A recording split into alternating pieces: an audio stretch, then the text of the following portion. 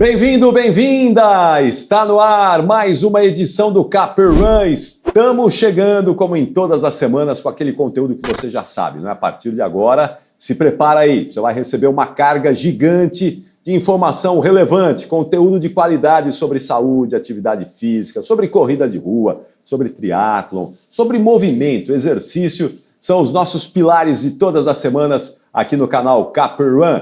E eu, como sempre faço, abro o programa aqui pedindo para você ajudar a gente a compartilhar o conteúdo do Capper Run. Divulgue aí para os seus amigos, para os seus colegas de trabalho, na escola, na família. Ajude a dividir, compartilhar um conteúdo que é importante, principalmente para ajudar alguém que precisa de um incentivo, que está precisando aí sair da inércia, do sedentarismo. O Capper Run, eu tenho certeza, vai ajudar com conteúdo relevante. Até porque no programa de hoje tem um convidado muito especial, que eu tenho certeza vai inspirar muita gente. Mas antes de apresentar o nosso convidado, quero agradecer a Joma, que em mais um episódio do Capper Run está com a gente aqui. A Joma, que tem o melhor material esportivo do mundo. Linha de lifestyle da Joma é muito legal também. Os tênis para futsal, enfim, toda a linha da Joma disponível para você. E em mais um episódio, a Joma está aqui, ó. Você está vendo aí que bonita essa camisa, a cor dela é linda, viu? Tá lá no site da Joma também, no e-commerce da Joma, é só entrar e você vai levar para casa o melhor material esportivo do mundo. Mas, atenção, eu vou apresentar aqui o nosso convidado desta semana do Capper Run. Ele tem 43 anos de idade, é casado com a Fernanda e tem 2 filhos. É professor de educação física, fundador e treinador de corrida e triatlon da Lobo Assessoria Esportiva. É corredor e triatleta há quase 30 anos, com participações em diversas maratonas e provas de Ironman pelo Brasil e pelo mundo, sendo 2 vezes finalista no Campeonato Mundial de Ironman no Havaí.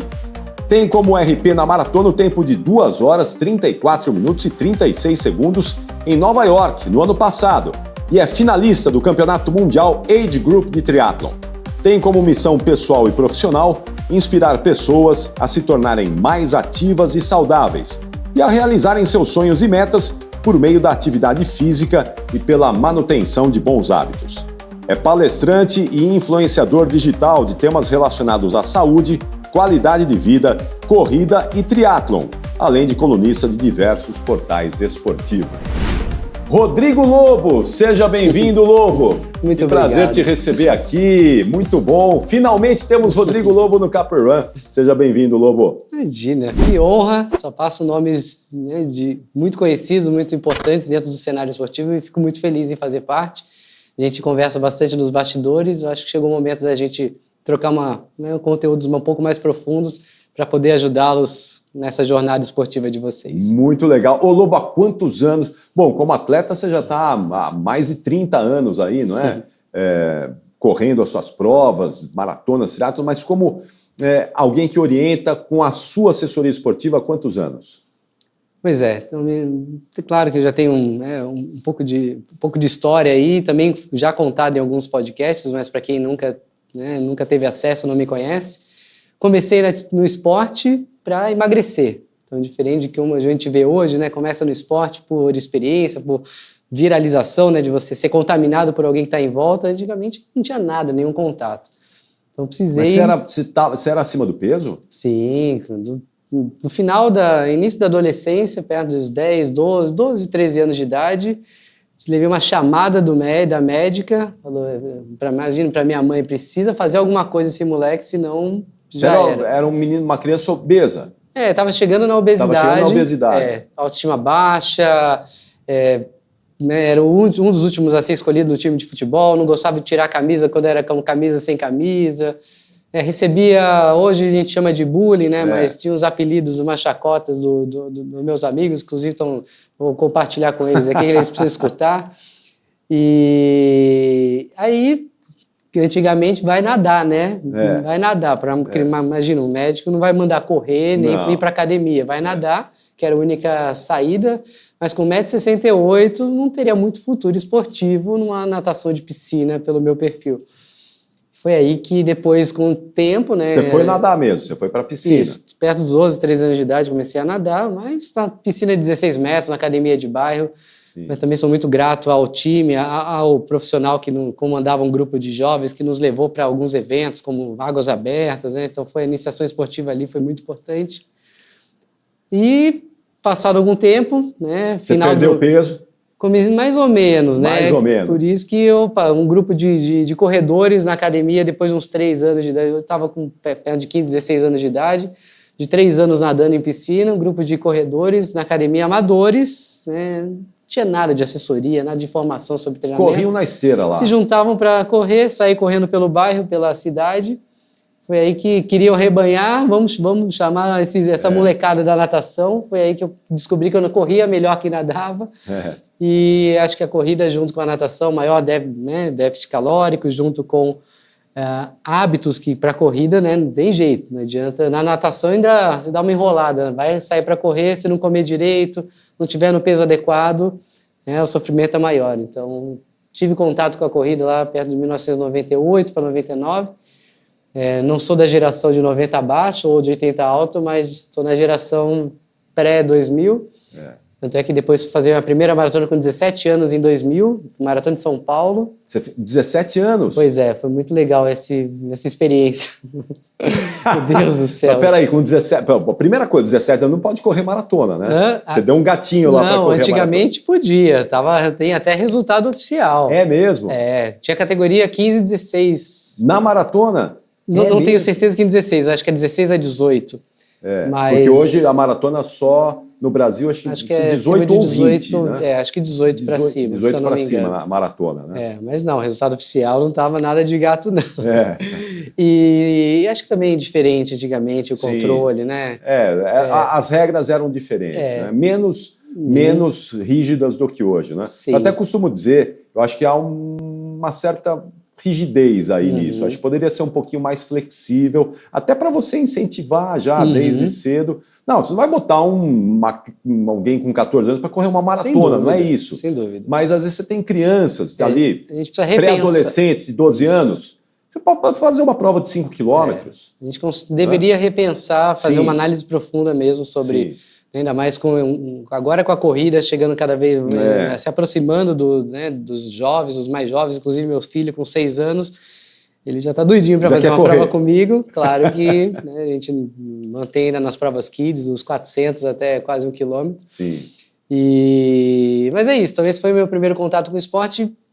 Quis contar brevemente sobre isso para falar como que o esporte se tornou meu trabalho, né? E foi bem num período de transição que eu teria que decidir meu futuro profissional.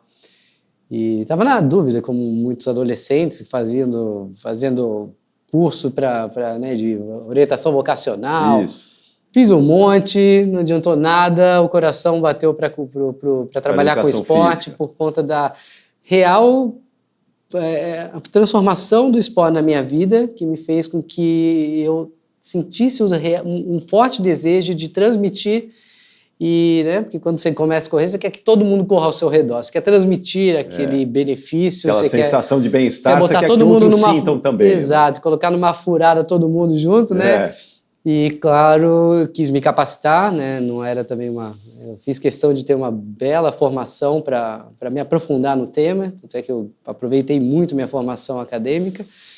E estava na formação das assessorias, né? Tanto é que quando você vai para uma educação física, você ou ia para a escola ou ia para a academia. E foi muito importante esse momento de crescimento das assessorias. Por volta de 2004, 2005, eu fiz antes de ter a Lobo, a gente tateou ali, né? Tanto apoio para um treinador que estava na academia ali já, que é o Aguinaldo, né? Que eu gosto muito dele, é uma pessoa muito importante na minha vida, né? na minha trajetória, tanto como atleta quanto profissional, né? Sempre fui o braço direito ali, mesmo sendo um grupo informal, né? Mais informal, mas já tive o primeiro contato com a área. Pois junto com um colega a gente formou uma primeira assessoria chamada Way to Run, que era uma assessoria durou uns 2, 3 anos, um pouco mais informal, não tão um projeto tão robusto, mas também atendia a necessidade do momento. e também os clientes regionais ali que a gente atendia ali no São Bernardo, porque a gente é do ABC como sede, como base, e também, né, fui criado lá. E 2008, então já 3, 4 anos já, né, experimentando trabalhar com isso, já promovendo, né, experiências para os atletas, clientes, alunos, né, como a gente denomina. Eu me senti seguro para fundar a Lobo e ganhar um pouco mais de escala, aprimorar a entrega, porque, claro, quando você empreende, independente do negócio, você tem que pensar em longo prazo e tem que pensar como cliente o seu atleta, aluno, coisa que antigamente a gente não pensava tanto, né? Era uma relação simples de um relacionamento com o treinador, era de autoridade, né? Tinha um relacionamento um pouco mais... faz aquilo que eu estou mandando, está aqui a sua planilha, não tem que me respeitar. E lá atrás eu já comecei a colocar em prática a visão não como atleta, mas como cliente, como indivíduo. Então foi muito legal a experiência. E você teve um treinador? Você chegou a ter um treinador nesse período assim para te orientar? Com planilha, curiosamente, eu estava falando um pouquinho sobre isso esses dias, né? Da minha trajetória, muitos me perguntam sobre isso, quem me treina, enfim. Eu nunca tive uma planilha física, né? Sempre uma orientação desse grupo que era capitaneado por esse treinador que tinha bastante experiência de pista e depois de experiência de longa distância. Então ele organizava a gente, era praticamente, vamos lá. Uma coisa mais informal. Terça e quinta, ali, saía, né? para correr, terça, quinta e sábado. E aí você foi estudar, você mesmo acabou criando ali o seu modelo para você. Né? Então não tem muito segredo. Quando você domina a fisiologia biomecânica, quando você vai para a prática, claro que na teoria uma coisa, a prática é outra, então foi muito importante ter passado por essa experiência prática de botar mesmo um tênis para correr desde jovem, sentir o que realmente a pessoa sente em diferentes momentos da vida. Então eu, claro, estava no início, né, final da adolescência, dando meus primeiros passos, acima do peso. Então foi bom ter passado por essa experiência, né, de ter começado também num período que a gente não falava sobre informações sobre corrida, a gente não se inscrevia, você sabe muito bem, né? A gente não se inscrevia na internet, a gente fazia inscrição quando tinha certeza que tinha que fazer, que era aquilo que você queria mesmo, que tinha que preencher ficha, enviar pelo correio, ou fazer a inscrição às vezes no mesmo dia da prova. Então um contato com o esporte de uma maneira diferente, né? Um enraizamento um pouco mais, uma raiz mais profunda. Sim. Então foi importante ter passado por esse momento e também indo para a prática, né? Apesar de ter uma formação muito técnica e teórica, né? Acabei me formando na Escola de Educação Física da USP, então era muito teórica, e então também ter ido para a prática logo cedo, já estagiando, foi muito importante para conseguir rapidamente transferir, manter a teoria para a prática. Teoria para a prática, manter a base científica com o cuidado com o indivíduo. Ô Lobo, você fez a sua primeira maratona com 17 anos. Uhum. Tudo indicava que você ia dar sequência ali nas maratonas, mas como é que o triatlon entrou ali na sua vida? Porque, tudo bem, você começou lá na natação, você falou que era um nadador esforçado, não é? Mas como é que a bicicleta entrou nessa história toda também? Você se transformou num triatleta? Eu gosto muito de falar dessa história, né? Porque isso talvez dá uma acalentada no coração e de quem está muito afobado entrando no esporte. Eu sei que é diferente. Em 99 para 2001 foi quando eu comecei a ter o primeiro contato até com o triatlon. Tive um rápido contato com a corrida, já nadava em piscina e comecei a ter um primeiro contato com o triatlon participando de provas de aquatlon, que antigamente a gente chamava de biatlon, que eram poucos circuitos ali, né, para quem é saudosista ali, do Núbio de Almeida, né, que sempre organizou ali o Troféu Brasil Internacional de Santos. Ele tinha um circuito chamado SP Open de biatlon em São Vicente, então foi muito importante essa porta de entrada para o triatlon, que é onde hoje os triatletas pulam as etapas importantes. E para ter longevidade, às vezes é papo furado que eu vou falar aqui, mas precisa passar pela base para ter a sustentação, para que seja sustentável, para que faça sentido na sua vida e você tenha o esporte na essência dele, né? Então foi muito importante, comecei a participar de algumas provas de biatlon ou aquatlon, né? De 500 metros e 3. Imagina, hoje o organizador não pode nem colocar uma prova dessa de pé, porque não vai ter sucesso. 500 metros nadando com 3 quilômetros correndo, e era só isso. Não tinha outra distância. Aí o mercado foi exigindo que eu colocasse o super biatlo, que era 1000 por 6. Então eu participei também desse processo de transição para um crescimento, até que provas de Ironman 70.3 era uma no calendário. Muito raro, e não né? tinha provas de longa distância, então a gente não tinha muita oferta e acesso. Então foi importante ter passado. Aí com uma bicicleta emprestada de um amigo, do grande amigo, que ele viajou para a França, tinha ganho a bicicleta de um tio dele, italiano, e ele ganhou a bicicleta, nunca pedalou na vida, mas ganhou a bicicleta do tio que queria que ele começasse a fazer alguma coisa, só que ele acabou viajando para a França, ficou 1 ano na França, e eu falei, né, esse meu amigo Bruno, eu falei, Bruno, essa bicicleta tá parada aí um tempinho, você me empresta, que eu queria fazer fazer um triatlon. Antigamente a gente não tinha também essa troca de equipamento, a gente não conseguia comprar equipamento de segunda mão, né? Não tinha acesso. Sim. Daria para ter feito até com mountain bike, mas eu também não tinha uma bicicleta mountain bike minimamente pronta para isso. E foi curioso, eu peguei a bicicleta, em poucos meses transferi o que a gente fazia em bicicleta de spinning, né? Não era uma bicicleta, não era uma speed, não era uma bicicleta. Já era uma bicicleta de estrada, só uma bicicleta bem antiga, com câmbio no quadro, coroa oval, uma bicicleta francesa chamada Vitus, né? Hoje já não existe, até existe, mas já não é tão comum. Não era uma bicicleta apropriada. Não, já né? tinha uns 10 anos de... Você fez uma adaptação, né? Adaptação, investi, botei um cilindro, botei um pedal que nem era apropriado, mas um pedal de mountain bike, nem sabia que era pedal, mas já com aquele taquinho, né, pra gente colocar clipe para colocar o taquinho. Fiz o meu primeiro triatlo em 2001 para 2002, foi o primeiro internacional de Santos. Aí de lá para cá, desse tempo para cá, nunca deixei de fazer uma prova de triatlon, né, nesses anos todos, desde 2001. Então sempre viro a chave entre corrida, que é a minha maior paixão, e triatlon, porque o triatlon é um esporte muito dinâmico, é um esporte que ajuda na manutenção da rotina, disciplina, regularidade. Ele transita nessas 3 modalidades que então dão entregas diferentes, né? A natação você tem um efeito terapêutico de contato com a água, que eu também uso mesmo, às vezes não fazendo provas de triatlon, continuo nadando por conta disso. Ela te dá uma tranquilidade, é um momento de mindfulness, né? Já o ciclismo te dá um empoderamento, né? De você vencer distâncias, ir para lugares que você nem imagina que poderia ir. Nem hoje, eu acordei 4 da manhã, para quem conhece a Estrada Velha de Santos, saí de casa pedalando, bati né, que hoje a gente já pode ter acesso à descida da serra, foi até quase a metade da serra, subi, então ela dá uma sensação de prazer, de bem-estar um pouco complementar ao que a corrida proporciona, e a corrida, claro, que ela libera hormônio pra caramba, então o triatlo ele sempre fez parte da minha vida por conta disso. Nunca não pulei etapas, mas em 2004 fui já para uma prova de longa distância que traumatizei, que era lá em Pirassununga, para quem conhece, que hoje ainda existe, mas outra organização.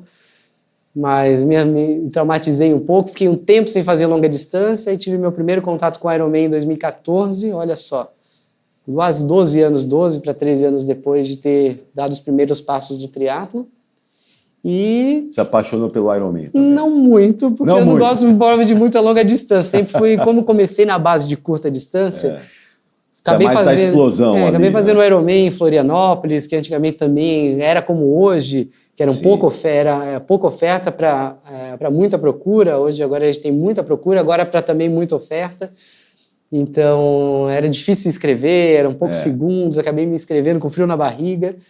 E foi muito, muito legal a experiência. Já consegui até a classificação lá para o Havaí, para fazer o Mundial lá em 2014. Aí fiquei 1 ano sem fazer, voltei em 16 e depois de 16... Você chegou aí para o Havaí? Você fez? Cheguei, 2014 e 16. Foram as 4 provas que eu fiz. Vocês, né? De Ironman, né? Ô Lobo, eu estava na abertura aqui, a gente falou do seu tempo, né? Você tem 2 horas e 34 minutos na maratona, 43 anos de idade. Você ainda tem um potencial para melhorar esse tempo. Uhum. E é isso que você vai buscar ainda. Você quer baixar mais esse tempo na maratona ainda. Você como um treinador, né? Eu vou falar como atleta, né? Eu não tenho muita ambição, eu não sou muito ambicioso, porque eu acredito muito no processo, sempre fui muito pé no chão e tudo foi acontecendo de forma natural e espontânea, que eu sei que hoje não dá para falar isso, para vocês que estão assistindo, porque hoje é tudo muito rápido, imediatista. A gente tem informações de como chegar rapidamente numa meta mais ambiciosa, né? No sub-3, e hoje sub-3 e maratona não é mais como era antes. Hoje é sub-12:40, o antigo sub-3. Então, né? eu ia até te perguntar do sub-3, mas parece que o sub-3 já está ficando obsoleto já, né? Sem dúvida, o sub-3 hoje já está muito... Tanto é que a gente observa isso nos próprios cortes, os tempos de corte das maratonas para classificação pelo tempo, né? Então, hoje já não dá. As organizadoras... O sub-12:40 vai ser o novo Nirvana aí do mundo da corrida. Exatamente. Já tem grupos de atletas amadores que já começam a se formar para buscar o sub-12:40. Antes não se falava de sub-12:40, imagina. Né? Então, normal. O avanço da técnica de treinamento, acesso à tecnologia, hidratação, alimentação, a dieta, né? Suplementação específica, métodos de recuperação também. Então, tudo isso faz com que, naturalmente, os atletas que têm acesso a isso, que, claro, que é uma bolha muito pequena frente ao cenário que a gente encontra, né, no cenário esportivo. Então, a gente tem lá, subiu a nossa, né, antigamente até os 40, 45, você já aposentava porque já está arrebentado, né, porque era no empirismo, você tinha que ir na prática, era volume e sem tênis apropriado, sem recuperação apropriada, né? Enfim, tudo isso que eu comentei. Então, conheço algumas pessoas que estão há uma geração para trás de mim, né? Inclusive tem uma pessoa muito, muito querida, um vizinho meu, o Agostinho, que mora ali no meu condomínio, e é uma história muito legal, né? Eu acho que eu estou contando história, vocês estão me achando já... Não, mas a gente gosta de velho história da corrida, mesmo, né? Mas quando eu converso com pessoas que tiveram uma geração para trás, era isso, era sair para correr. Eu peguei uma parte desse peguei a transição, mas antes era sair para correr, sem recuperação devida e adequada. Então a vida útil era a gente ia até uns 40 e poucos e depois era a articulação caindo, embora, o corpo ele dá sinais de cansaço e fadiga. Sim. Então, agora respondendo, eu nunca fui muito ambicioso, mas à medida que eu fui evoluindo, claro que você vai se eu não consigo largar o osso, né? Mesmo sendo, né, comandando o negócio, mesmo sendo treinador, eu gosto muito de colocar o pé no chão e sentir e também servir de inspiração. Isso para mim é inegociável e, claro, pensando na parte, né, pessoal, não posso largar, porque eu estou cuidando da minha saúde, da minha longevidade, estou inspirando também não só os atletas, mas meus filhos. Então, tem talvez minha grande ambição seja prolongar até onde eu consiga levar no nível de performance sem pular etapas, sem abusar, né, porque eu poderia, de repente, investir, passar de 100 km na semana para, de repente, buscar o sub-12:30. Mas, para mim, eu já estou muito contente com o que eu construí nesse tempo todo, né? Eu acho que já são metas muito ok, e como agora, bati o RP de meia maratona quase 50 segundos abaixo do ano passado, né? Que foi agora na prova de algumas semanas aqui, de uma semana para trás. E isso foi consequência do processo da continuidade, da regularidade. Que você vem construindo ao longo desses anos da todos. Da organização, do treino de qualidade, né? Da dieta apropriada. Então, eu acho que até mais uns 2, 3 anos ainda dá para ir buscar tirar leite de pedra. Né? Tanto é que agora criaram o age group das maratonas, das principais, né? O Campeonato Mundial de Maratonas sub 40 a mais, que dentro das etapas das majors, né? Então... descobri que isso virou até mais um desejo. Né? Ô Lobo, você falou aí, eu poderia até, se eu rodasse mais de 100 km por semana, pensar em baixar isso. Você, então, é daquele grupo que compactua que a gente só vai conseguir melhorar tempo na maratona com mais volume. Mais volume é sinônimo de menor tempo na maratona. Existe um limite potencial que, para a gente chegar perto desse limite potencial que faça parte dentro do seu contexto, ele vai de uma forma saudável equilibrando volume e qualidade, né? Só que a partir do momento que você chegou naquele limite potencial ajustando aquele volume apropriado para a sua configuração do dia a dia ali, né? Tanto tempo disponível quanto estrutura. Então, geralmente, quando a gente quer passar de nível, tem que subir não necessariamente só o volume, mas a carga de treino como um todo. E para subir a carga de treino como um todo, a gente precisa sim subir o volume em baixa intensidade, porque não dá para subir a carga de treino como um todo subindo os dois, a volume e a intensidade. Então, eu hoje já estou numa configuração, por exemplo, que já tem uma boa tolerância à alta intensidade, só que talvez para dar um salto e de repente buscar o sub 12:30, muito provavelmente eu precise calejar um pouco mais e subir o nível, e nesse caso, especificamente para mim, seria a subida de volume. Agora, se a gente for dar um conselho para você, atleta que está escutando, cuidado com a subida de volume. Ela tem que ser muito gradual, e ela precisar de acomodação.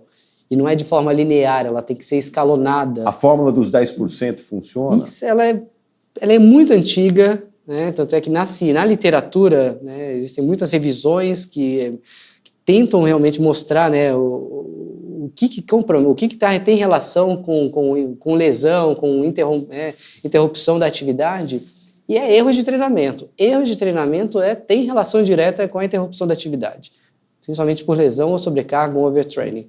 Então não é tênis, não é nada, né? Alimentação, biomecânica, técnica, nada. Claro que existem biomecânica, calçado, né? Isso, tem relações indiretas. Quando você dá conta de que a carga de treino está apropriada para você, aí você vai para um segundo nível e tentar ajustar esses outros parâmetros, né? Mas hoje, erro de treinamento, e é o que a gente mais observa, é essa tentação que a gente olha, claro, num aplicativo como o Strava, por exemplo, a gente vê o Instagram, aquelas postagens de volumes grandes associados a uma performance de curto prazo, um rápido crescimento em curto prazo, é muito tentador. Sim. Imagina, aquele meu colega que corria para as 3:20 uma maratona, o que ele está fazendo para isso? E geralmente as pessoas vão naquilo que é mais fácil, que é subir o volume.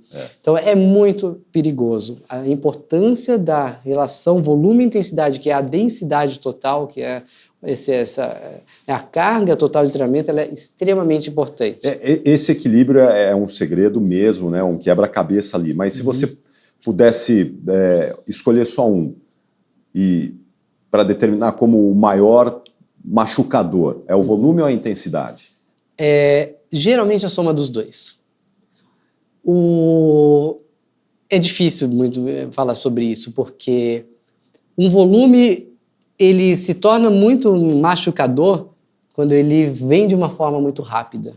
Se você vem de uma forma bem gradual, o volume, o corpo ele vai dando sinais e você vai escutando esses sinais de uma forma mais lenta e mais antecipada.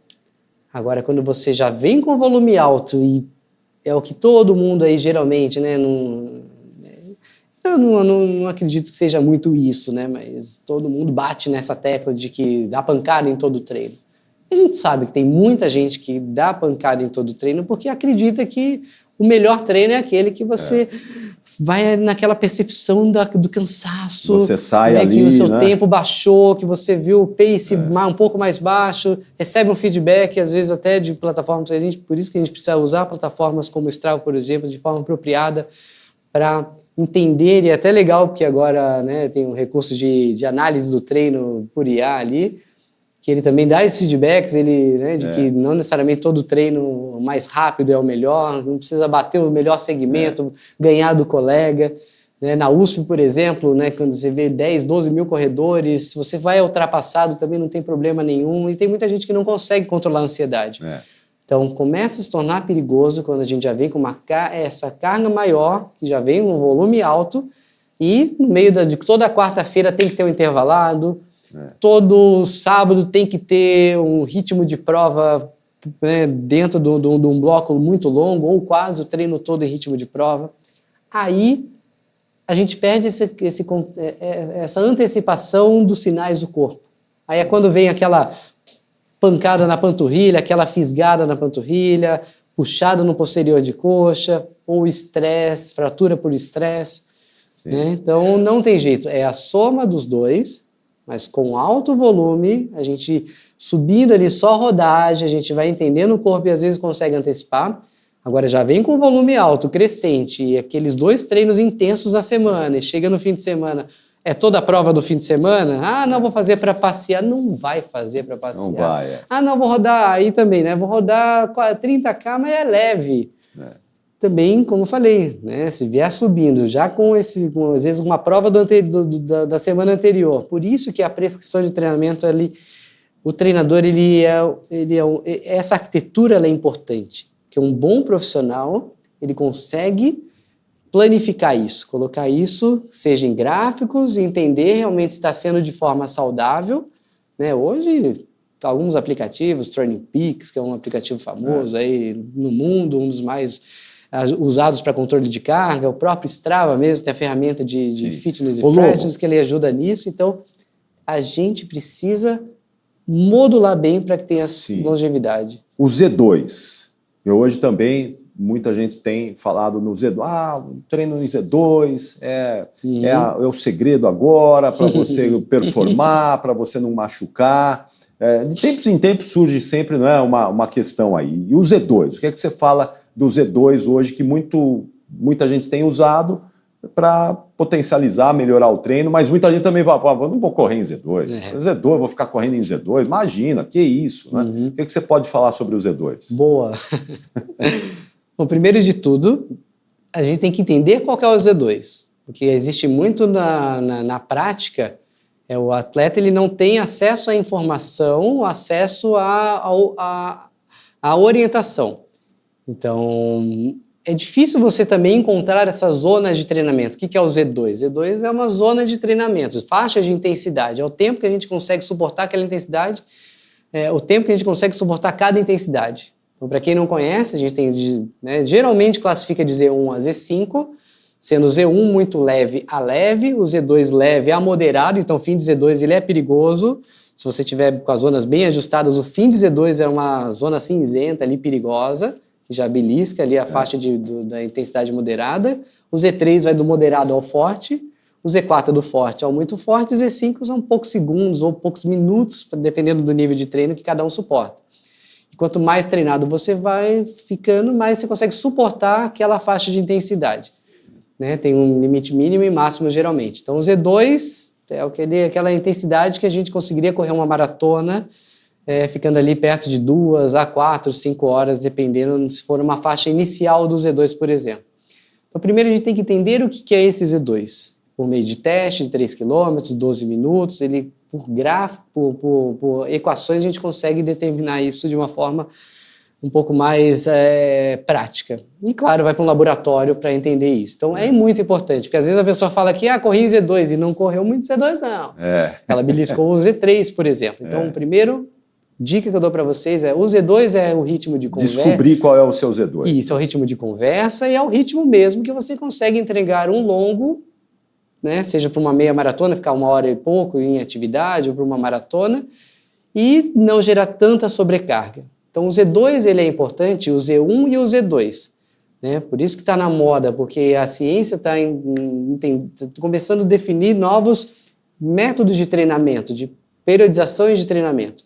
Então, existem periodizações muito clássicas, que elas vão subindo de forma ondulatória. Tem periodização inversa, que ela dá uma pancada, sobe a intensidade logo de início, e depois baixa a intensidade e vai subindo só o volume, sem tanta intensidade no caminho. E o famoso método polarizado, que acopla a essas diferentes periodizações. Então, esse método polarizado, que é 80-20, né? 80%, mais ou menos, 80% em Z1, Z2, até o meio de Z2, não o fim de Z2, mas 80% em baixa intensidade e 20% em Z3 para mais, né? Geralmente Z4, Z5. Sim. O Z3 trabalha um pouco menos. Então, hoje se tem falado muito isso porque já tem se estudado bastante que para você subir essa carga de treino, como a gente falou agora, é importante que suba com equilíbrio dessa sobrecarga. Então, se você quer realmente evoluir, subir um pouquinho melhor, treinar um pouco mais, você vai ter que aprender, mesmo como a gente já falou aqui, a trabalhar num ritmo de conversa, num ritmo mais leve, para o seu corpo ele conseguir se recuperar de uma sessão para outra, não gerar estresse e, claro, outras coisas também, fortalecimento, enfim, Sim. que é importante, que Mas é negligenciado. o Z2, muita gente pode achar que, eu vou treinar Z1, Z2, depois na hora da prova eu não vou ter o rendimento que eu gostaria de ter. Mas por isso que os 20%, por isso que os 20% tem que trabalhar com boa qualidade. Sim. O problema é que se você não faz isso, você fica trabalhando 60% na mediocridade. Você não trabalha nem tanta intensidade, porque você já está cansado, não consegue, seu corpo não vai, seu corpo ele fica travado, então você fica sempre num platô. Você atinge um platô e quando você quiser botar mais intensidade, por exemplo, para melhorar a eficiência mecânica, melhorar o VO2, você não consegue. Porque você está cansado, musculatura fadigada, então você fica o tempo todo andando ali no ritmo de prova, que é Z3, Z4, por exemplo. É quando você precisa botar uma intensidade, fazer um intervalado bem feito, entrar no ritmo de prova, você que vai melhorando, vai fazendo uma meia maratona beliscando o Z3, você está cansado, você não consegue, seu corpo, ele, quando vai para o Z3, ele cansa, então esses 20% tem que ser trabalhado com a qualidade, ritmo de prova, intervalados, fartleks, por isso que a arquitetura do treinamento ela é importante para que tenha longevidade, tenha sucesso e não fique a frustração. Exatamente. Então isso é fundamental para que a gente consiga evoluir. Vamos fazer o seguinte, Lobo, temos que ir para o parque, senão a gente começa a falar aqui, nós não paramos mais de falar e a conversa é boa e ela vai embora. Mas vamos botar a conversa boa aqui também, indo ao Parque Ibirapuera, onde está Alberto Banac, com um convidado que tem uma pergunta para você, uma convidada, eu não sei, vai vir agora a pergunta aí na sequência, nós vamos acompanhar. Então, atenção! Parque Ibirapuera chamando Alberto Banac, vem aí. O que é que você nos conta hoje? Fala, Alberto.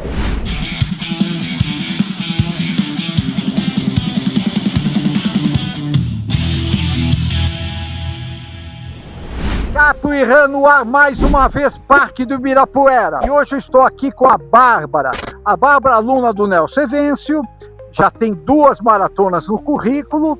E Bárbara, me diz o seguinte, você corre faz muito tempo? Eu corro fazem 3 anos. 3 anos. Nossa, e você vem sempre no Parque do Ibirapuera? Sempre, toda terça e quinta.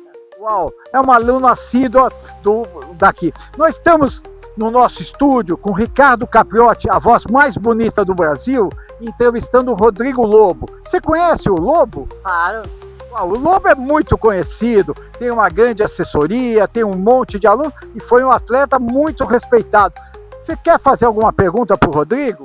Sim, eu tenho uma pergunta para ele. Uau, vamos lá! Então, Rodrigo, no triatlon, as bicicletas estão custando por volta aí de R$80 mil, né? Aí quando a gente vê as inscrições das provas de Ironman, principalmente, elas custam alguns milhares de reais e tem toda a logística da viagem para fazer as provas nacionais e internacionais. O triatlon, você acha que virou um esporte de rico? Como é que você vê essa questão do triatlon, a parte financeira dele? Uau, o esporte parece não estar muito democrático. Com você, Lobo! Ricardo Capriotti, mais uma vez, Parque do Ibirapuera, Capoeirã. Bárbara, muito boa pergunta, hein? É isso aí. Virou um esporte de rico triatlon, Lobo? Pois é, se a gente for pro Instagram e quiser reproduzir o que a gente vê no Instagram, na rede social como um todo, sim, claro que é um esporte de rico, né? Porque o que mais aparece para nós são provas, do circuito Ironman, são grandes bicicletas, porque as pessoas têm um pouco de vergonha de postar, uma bicicleta um pouco mais barata, que participou de uma prova do interior, de triatlo, uma menor distância, que isso não dá ibope, não viraliza. Por isso que o papel desses influenciadores digitais que estão migrando para o triatlon é fundamental e a gente precisa tomar cuidado com isso. Ainda mais voltando para a minha história, como eu comentei, imagina, eu comecei no triatlon, participando de provas mais curtas, não necessariamente o triatlon, eu comecei com provas que hoje a gente tem sim no calendário, mas ninguém sabe, mas existe sim um calendário. Algumas organizadoras que promovem provas de duatlon, de aquatlon, e é fundamental, e são mais baratas, bem mais baratas. E mais fáceis, mais acessíveis, não são tão longas, que não te demandam a necessidade de um equipamento um pouquinho mais aprimorado para poupar energia e você não sofrer tanto. Então, claro que você tem sempre o desejo daquilo que você vê, que você busca, como numa maratona, você não precisa ir para uma major, por exemplo. Se a gente for falar a mesma coisa, comparar com a corrida, é isso. A maratona virou um esporte de rico. O que a gente vê nas redes sociais, sim. Você vai para uma maratona no interior, numa praia, na praia, por exemplo, ela não dá tão ibope do que você ir para nossa, eu não vou, eu tenho vergonha. Chegam alguns atletas para treinar com a gente e tem vergonha de falar que nunca fez uma prova de Ironman, não tem uma bicicleta cara, né, pedala com uma bicicleta, uma mountain bike, e não tem que ter vergonha, mas isso é o que realmente acontece. Então, de fato, se você almeja o que a gente encontra, o que a gente tem de disponível em redes sociais e no nosso convívio, na bolha, né? Quando você vai para um parque do Ibirapuera, a gente está numa bolha. Você vai para alguma cidade no interior, né? Seja do estado ou do Brasil, a gente não fala sobre isso. Existem muitas provas regionais com fácil acesso, muito mais em conta, muito mais acessíveis, muito mais inclusivas. Então, se você quiser gastar um pouco menos para ir para o triatlon, você sim tem condição para isso, e bons influenciadores vão te ajudar nisso. Seja um bom profissional, um treinador, ele vai te direcionar, porque ele geralmente tem conhecimento sobre isso. E como eu, por exemplo, comecei com uma bicicleta emprestada, que já era bem antiga, e claro que ficava um pouco com vergonha. Não tinha roupa de borracha, que custa hoje R$4.000, fiquei quantos anos sem fazer uma prova, sem usar roupa de borracha, até sofrer com frio na USP uma vez, que eu falei, opa, eu acho que preciso dela. Agora é por conta do frio, não para poder sobreviver ou ter melhor resultado. Então, é possível sim, você consegue buscar muitas boas provas inclusivas, e existe sim um calendário vasto, principalmente para quem é de outros, até em São Paulo mesmo, mas de outros estados. No Nordeste existem muitas provas de acesso organizadas, só que também tem que tomar cuidado com as organizadoras, né? Claro. Para que você tenha seguranças, né? Isso é importante. Não entra numa roubada, né? Exato. Ô Lobo, deixa eu falar de um tema aqui que você passou rapidamente e eu quero tratar contigo, que é a inteligência artificial. É a realidade, né? Nós estamos vivendo aí agora a era da inteligência artificial. E se você pedir para a inteligência artificial lá montar um treino para você, ela vai montar, né? E, olha, eu te diria que um treino muitas vezes até é de respeito, né? Eu já vi algumas simulações ali bem interessantes. Como é que você tem trabalhado com isso? Como é que você tem encarado a questão da inteligência artificial? Você acha que a inteligência artificial vai tomar o espaço do treinador real? A inteligência artificial pode ser trabalhada com a inteligência humana? Os dois podem se completar? Como é que você enxerga isso? Ótima pergunta, existe muita polêmica sobre isso. Só sendo bem objetivo, né? Para qualquer área, a inteligência artificial ela só vai ter sucesso se ela for direcionada, o input. Eu preciso dar input apropriado. Eu preciso ter uma base de pesquisa apropriada, base de coleta da informação para chegar ao output, chegar ao que você vai receber, né, a sua planilha. Então tem duas coisas, eu tenho que dar o input apropriado e tem que ter uma base boa para ela me dar um output, né, uma saída de dados com qualidade. O que a gente encontra hoje, claro, são essas grandes inteligências aí, desde o GPT, Gemini, enfim. E ele entrega tudo que você pede, é incrível. Entrega tudo e te argumenta e você acredita plenamente que aquilo é maravilhoso e uau. Você vai para ele fala bem, né? Melhor que muito treinador, né? Sabe até o seu nome. Treinador, faz carinho, sabe o jeito que você quer ouvir. Esse cara é fantástico, né? Por isso a gente tem que tomar muito cuidado, porque dessa forma, se não der, como eu falei, o que é o input, né? As orientações, a sua disponibilidade, seu estado de saúde, seu histórico de lesão, suas principais marcas, o quanto você tem de disponibilidade de treino, se você faz treino de força, né? Que você... Sono, enfim. Então, se você não der esses inputs, você não vai receber um... Aí vem, claro, a base. Então, hoje existem, sim, ferramentas, aplicativos, que têm uma base apropriada, geralmente construída por bons treinadores. Então, que aí já respondemos a pergunta. O humano com a máquina, ela é muito poderosa e não, talvez, ela vai sim tirar mercado de muito treinador que não souber trabalhar com isso e não se aperfeiçoar. Porque eu vou conseguir tirar um pouco o braço, né, aquele processo braçal operacional de feedback e jogo para uma IA, ou jogo para um sistema para ele já me interpretar rapidamente os dados, coisa que eu ficaria muito tempo analisando, ele já me entrega aquilo pronto, eu interpreto e entrego para o atleta. Então esse é um caminho. Você usa?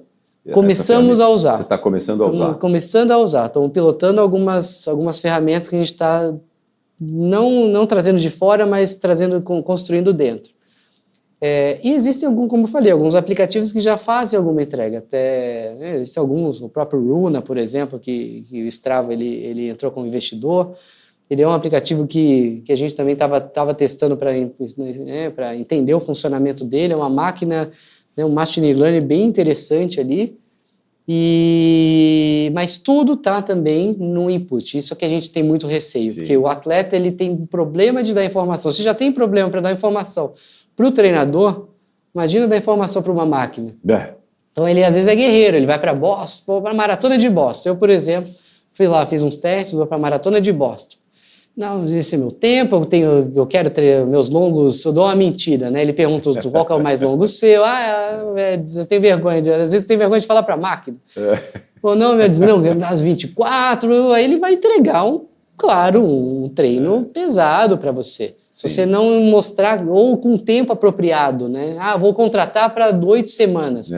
Ele vai, uma ferramenta, ele vai sinalizar que aquilo não é seguro. Sim. Ele vai tentar te levar de forma linear, crescente, mas correndo risco.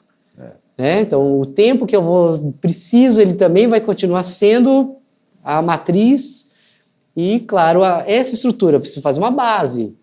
Né? Preciso falar que, estou parado, então não é bem assim. Então, às vezes você você vai jogar numa IA qualquer, você só fala que quer fazer uma maratona, 3 vezes a semana, os dias, e de repente você já começa a semana com intervalado. O primeiro treino seu já é um intervalado e um longo de 2 horas. A gente já fez experiências, a gente já testou muitas ferramentas jogando para ver o que ela entrega. E realmente vem coisas muito ruins, porque você dá e de repente você vem na primeira semana... Aí é seleção natural, vai sobreviver quem consegue suportar essa carga, que hoje, atualmente, é um grupo bem pequeno de atletas que consegue suportar e sobreviver até o final de um ciclo desse. Né? Bom, Lu, deixa eu te fazer uma coisa aqui, te presentear com o livro do Alberto Bana, que aqui está, Minhas 60 Maratonas. Eu sempre digo que já está na 63, né? Daqui a pouco ele vai lançar a próxima edição já com atualização, maratonas. 70, 80, ele não para, né? Então tá aqui, Minhas 60 Maratonas, o livro do Alberto Bana, que já está aqui com a dedicatória para você. Uau. Aproveitando também, você que está aí nos ouvindo, está nos assistindo, aqui nesse endereço que está passando aí agora, você consegue ter acesso ao livro do Alberto, Minhas 60 Maratonas, que eu tive a honra e o prazer de escrever o prefácio também. Então, estou te passando aqui, o Alberto pediu para te entregar. Alberto, muito obrigado. Está aí para você. Isso. Espero que você goste, porque tem muita história do Alberto aí no livro Minhas 60 Maratonas. E a gente precisa tirar o chapéu para essas pessoas, porque eu não tenho... Eu acabei perdendo um pouco as contas, né? Mas acho que já tem umas 20 e tantas, ou quase 30. E tem que tirar o chapéu, a gente tem que valorizar. Claro. O problema é que hoje a gente valoriza claro, um influenciador que dá uma tacada, mostra e... A gente precisa trazer essas pessoas um pouco mais para contar a história. O Alberto já está com quase 70 continua fazendo as suas maratonas todos os anos. Né? Eu já estou vendo algumas medalhas aqui, que eu, inclusive, até tirei umas fotos recentes. Eu fiz ano passado uma contagem de medalhas, né? Por isso que eu preciso depois relembrar, porque eu deixei salvo, mas nunca lembro aqui. Sim. E tem algumas medalhas, essa daqui foi a minha primeira, a Maratona 2000 de São Paulo, que eu deixo lá guardada. Eu também tirei todas não sei se aqui foi editado, mas eu tirei todas as fitas. Antigamente as fitas de medalha eram ruins, e para dar mais espaço eu tirava as fitas e guardava em caixa. Deixava só a medalhinha, né? Em saco, né? Então olha que legal, muito legal. Nostálgico, porque... Olha, tem medalhas aqui da saudosa Corpore também, que eu participei de muita prova, que legal. Muito bom. Top. Quando você dá uma folhadinha aí, deixa eu chamar a Luciana Dias, a Lu Dias, que tem aqui o papo de treino com a gente aqui todas as semanas. Então a Lu Dias está conosco também nessa semana com uma dica muito importante para todos nós. Fala aí, Lu!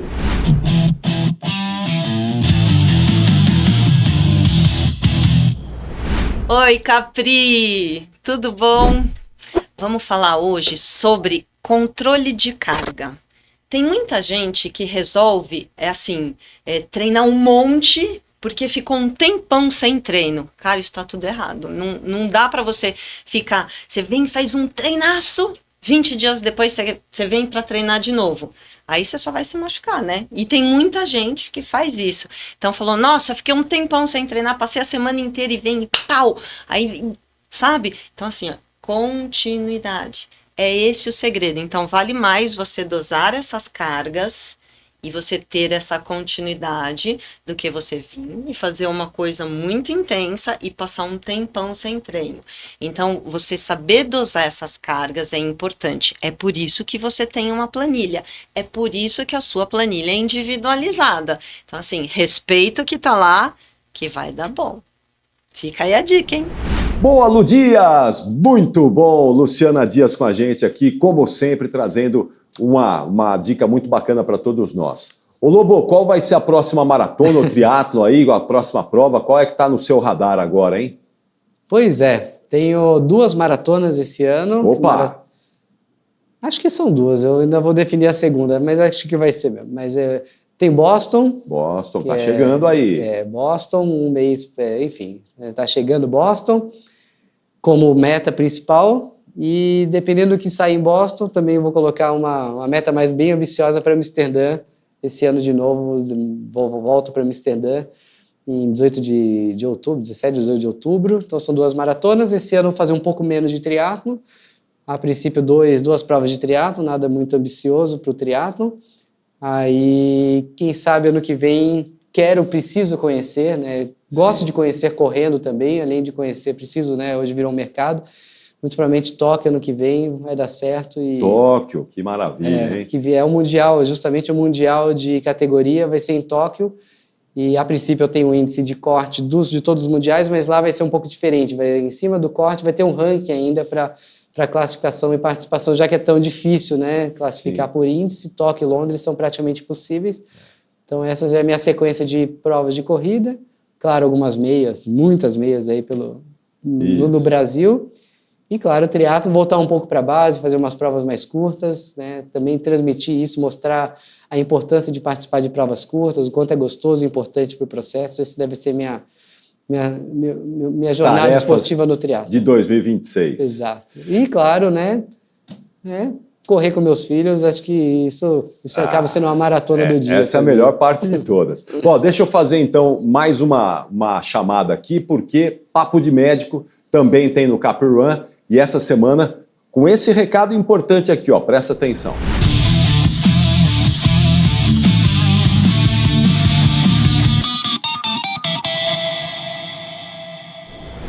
Fala Capriote, galera da Cap Run. Meu nome é Thales Câmara, eu sou cardiologista do esporte. E eu queria responder uma pergunta que é muito comum no dia a dia. Quem já infartou pode fazer exercício? E a resposta é sim, não só pode, como deve.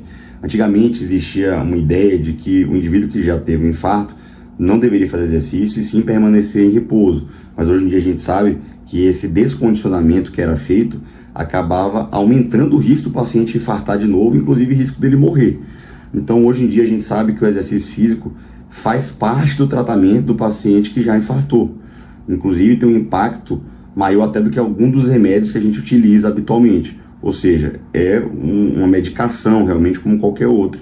Então, é claro que esse exercício ele não vai ser feito de qualquer forma, de qualquer maneira. Ele tem que ser individualizado. Então, é importante a avaliação de um cardiologista para que seja prescrito aquele exercício, avaliado quando é seguro iniciar, limitado ali quanto à frequência cardíaca que aquele indivíduo deve fazer, caso isso seja necessário. E a importância também da equipe multiprofissional. Então, o educador físico, o fisioterapeuta, quando indicado também ali em programas de reabilitação cardiovascular. Ou seja, após o infarto, o exercício deixa de ser opcional. Ele passa a ser um aliado importante no tratamento da doença cardiovascular. É isso aí, Capriote, da Cap Run. Um abraço a todos. Muito obrigado. Muito bom. Olha, ótima dica para você incorporar aí no seu dia a dia. Por falar em papo de médico, ô Lobo, eu queria tratar de um outro tema aqui com você, já que nós estamos falando aqui dessa questão dos amadores cada vez mais interessados. Hoje é sub 2:40, né? Essa loucura toda, sub 3 na maratona. Doping. Como é que você tem visto essa coisa do doping aqui no Brasil? Porque acho que o doping vai além da questão da vitória. Tem muito da exposição também, não é? De você compartilhar os seus feitos em redes sociais. Como é que você tem visto isso, hein? O doping tem sido cada vez mais constante aí no seu dia a dia de treinador. Você tem aluno que chega a cogitar isso para você? Pois é, né? O doping, ele é um tema, claro, muito polêmico, né? Eu não gosto nem muito, eu não falo muito isso em redes sociais, porque não gosto de ficar me metendo com, né? Não gosto de haters, né? Então eu prefiro ter uma opinião mais neutra, mas o doping, né, ele vai desde uma simples reposição hormonal, pensando em ter uma melhor saúde, uma melhor autonomia, até mesmo para um doping um pouco mais agressivo, porque você quer, né, performance. Uma performance mais rápida e imediata. E hoje tem muitos amadores caindo nisso porque não sabem exatamente o que é o doping e o que não é. Porque, claro, tem muito acesso a muitos médicos, né? Não só médicos, mas hoje você não precisa ter um médico para prescrever, né? De reposições, enfim, de recuperação, uma melhor recuperação.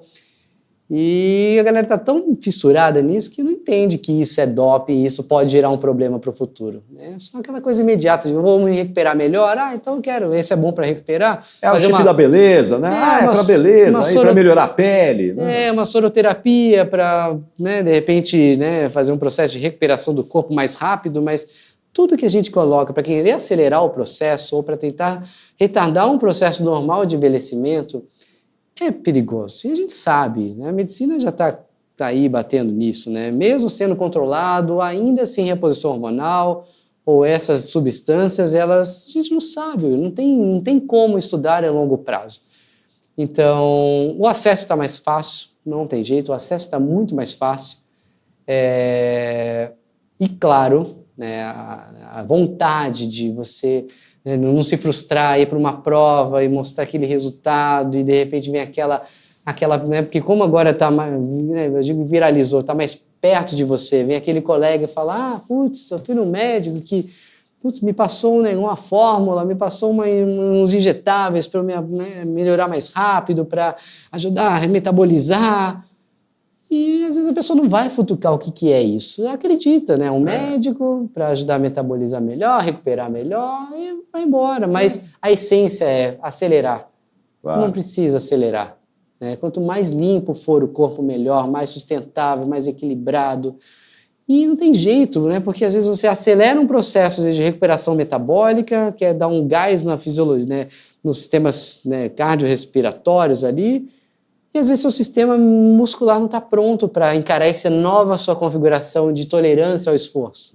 Então é perigoso. Em algum momento a corda vai estourar em algum lado. Além da questão ética e moral, né, claro. Lobo? Porque quando você entra numa prova sabendo que você tem uma substância que o outro não tem e você, através dessa substância, você está potencializando o seu desempenho, não é justo com o outro que está limpo, treinou barbaridade e muitas vezes não vai ter o mesmo desempenho do que o seu, que está potencializado por uma droga ali, não é? Além da questão da saúde, que muitos médicos vendem como uma melhoria da saúde, mas a gente sabe que a longo prazo... A gente não sabe o que vai acontecer, é uma caixa de surpresa. Problema, né? E hoje não tem jeito, né? A competição, a competitividade ali dentro do seu nicho, dos seus amigos do trabalho... Isso não é nada absurdo, nem para subir no pódio. Às vezes é uma competição ali de seus colegas de trabalho, do grupo da assessoria, né, do time. E então a gente tem que tomar, de fato, muito cuidado em relação a isso. Entender que a gente precisa deixar o nosso corpo trabalhar de uma forma saudável, estruturada. E, claro, principalmente hoje que a gente tem falado muito que vai ser, né, claro, investigado agora até que ponto é doping, é perigoso você treinar nessa situação ou não, que são as canetas, né, injetáveis, canetas emagrecedoras. Isso vai gerar bastante material aí de investigação para entender se vira até uma concorrência, né, ou não, quanto o seu corpo, que o doping, ele, né, ou tem várias frentes, né, pode colocar sua saúde em risco ou gerar um benefício de competitividade, né, então às vezes uma caneta dessa emagrecedora, ela talvez né, não te coloque numa melhor performance, mas ela vai acelerar de repente o processo, você vai continuar treinando, gerar uma sobrecarga no seu corpo, isso pode gerar um problema. Então, a gente tem falado muito sobre esse tema, né, que merece bastante atenção, mas, de fato, a gente precisa tomar muito cuidado, porque está muito mais fácil acesso, a tentação é grande e não vale a pena. Não vale a pena. Não vale. Não vale, não. Vale a pena a gente botar a cabeça no travesseiro e dormir tranquilo. Saber que a nossa saúde está positiva através das nossas ações, sem química, sem nada artificial, sem nada que vai potencializar um ganho que não vai ser justo, não vai ser ético, não vai ser moral e, principalmente, vai ter, muito provavelmente, um impacto na sua saúde. Mas, olha, o que é muito legal é você entrar agora aqui, ó, no site da Joma e procurar a melhor linha de lifestyle e o melhor material esportivo que você pode ter. A Joma, que me veste em todos os episódios da Caprun, está aqui, ó, com o nosso endereço. Tem essa camiseta que é muito boa. Olha, eu adoro essa cor da camiseta aqui da Joma, viu? Tá lá no site, no e-commerce da Joma. Os tênis para futsal, que são referências em todo o mundo, disponíveis também aqui no site da Joma. Tem cupom de desconto, você está vendo aí, ó, tá passando aí o cupom de desconto da Joma. Entre agora, faça o seu pedido, vai chegar na sua casa com todo o conforto e você vai ter o melhor material esportivo do Brasil, da Joma, que me veste em todos os episódios da Caprun. E eu quero agradecer ao Rodrigo Lobo, que hoje nos deu uma aula aqui de corrida, de triatlon, de atletismo. Lobo, muito obrigado. Uma honra te receber aqui, viu? Venha sempre. Vai ficar mais um bocado de tempo, falar muita coisa, mas É que, infelizmente, o relógio não para, como diria o poeta, né? Mas é bom falar de coisa que a gente gosta, fala no dia a dia, de forma plena, né? Tá envolvido 100%, então é delicioso e espero que, de fato, eu tenha contribuído de uma forma positiva, inspirado vocês, né? Uma licença, dar um recado, vá com calma, com tranquilidade, curta a jornada, é muito gostoso, suspeito para falar, né? Então, é isso aí. Paciência e não pare. Seja regular também, a disciplina é fundamental. Boa. O endereço do Rodrigo Lobo está embaixo para você que quiser acompanhar, quiser ter mais informações, você responde o pessoal lá também, não é? Com certeza. Então entre em contato aí com o Rodrigo Lobo, está aí o endereço dele. Muito obrigado, Lobo. Uma aula para a gente aqui nesse episódio do Caprun, que volta na próxima semana com mais um programa, mais um episódio para todos vocês. Muito obrigado pela audiência, pela companhia. Não esqueçam, gostou? Compartilhe, ajude a compartilhar o conteúdo do Caprun com seus amigos, seus colegas, seus familiares. Semana que vem tem mais um episódio para todos vocês. Até lá!